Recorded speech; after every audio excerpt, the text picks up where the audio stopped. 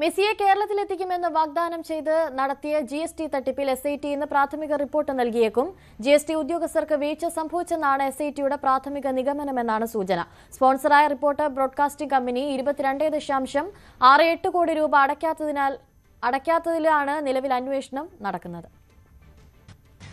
Messi വിവാദവുമായി ബന്ധപ്പെട്ട് കായിക വകുപ്പ് സ്പെഷ്യൽ സെക്രട്ടറി N. പ്രശാന്ത് മുഖ്യമന്ത്രി VD സതീശന് സമർപ്പിച്ച റിപ്പോർട്ടിലെ ഗുരുതരമായ പരാമർശങ്ങൾ പരിഗണിച്ചുകൊണ്ടാണ് ഈ കരാറുമായി ബന്ധപ്പെട്ട ബഹുമുഖ അന്വേഷണത്തിന് സർക്കാർ തയ്യാറെടുക്കുന്നത്. പ്രധാനമായി ഈ സർക്കാരിന്റെ ഔദ്യോഗികമായ രേഖാമൂലമുള്ള ഒരു ഉറപ്പ് ലഭിക്കാതെ ഈ AFIയുമായി എങ്ങനെ കരാർ ഒപ്പുവെക്കാൻ അല്ലെങ്കിൽ അതുമായി ബന്ധപ്പെട്ട തുടർ നീക്കങ്ങളിലേക്ക് കടക്കാൻ സ്പോൺസർമാരായ റിപ്പോർട്ടർ ചാനലിന് കഴിഞ്ഞു എന്നതാണ് അന്വേഷണത്തിന്റെ പരിഗണനയിൽ വരുന്ന പ്രധാനപ്പെട്ട കാര്യം.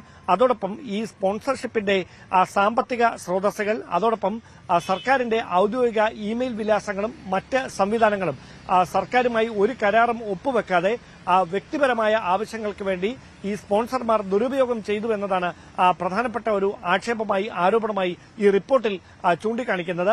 ഇതുമായി ബന്ധപ്പെട്ട നേരത്തെ ഉയർന്ന ആരോപണങ്ങൾ മുൻ കായിക വകുപ്പ് മന്ത്രി കൂടിയായ V. അബ്ദുറഹ്മാൻ തള്ളിക്കളഞ്ഞിട്ടുണ്ടെങ്കിലും സർക്കാർ പക്ഷേ അതിനെ ഗൌരവമായി തന്നെയാണ് കാണുന്നത്. മന്ത്രിയോ ഉദ്യോഗസ്ഥരോ അറിയാതെ ഇത്രയും വലിയൊരു ക്രമക്കേട് നടക്കില്ല, അത് കൃത്യമായി ഒരു ഗൂഢാലോചനയുടെ ഫലമായിട്ടാണ് എന്ന വിലയിരുത്തലാണ് ഇപ്പോൾ സർക്കാർ ഉള്ളത്. അതുകൊണ്ട് തന്നെയാണ് സാമ്പത്തിക വകുപ്പും ഇതുമായി ബന്ധപ്പെട്ട വിശദമായ അന്വേഷണങ്ങളിലേക്ക് കടക്കാനുള്ള നിർദ്ദേശം ഇപ്പോൾ മുഖ്യമന്ത്രി ഓഫീസിൽ നിന്ന് നൽകിയിരിക്കുന്നത്.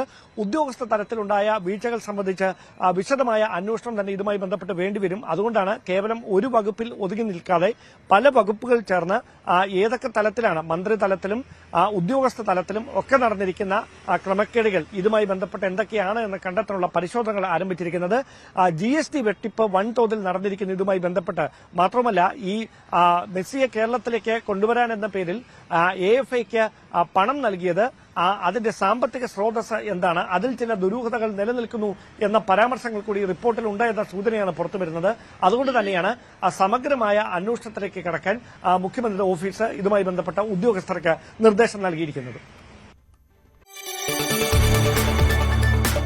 കൂടുതൽ വാർത്തകൾക്ക് News 18 Keralam YouTube channel subscribe ചെയ്യുക.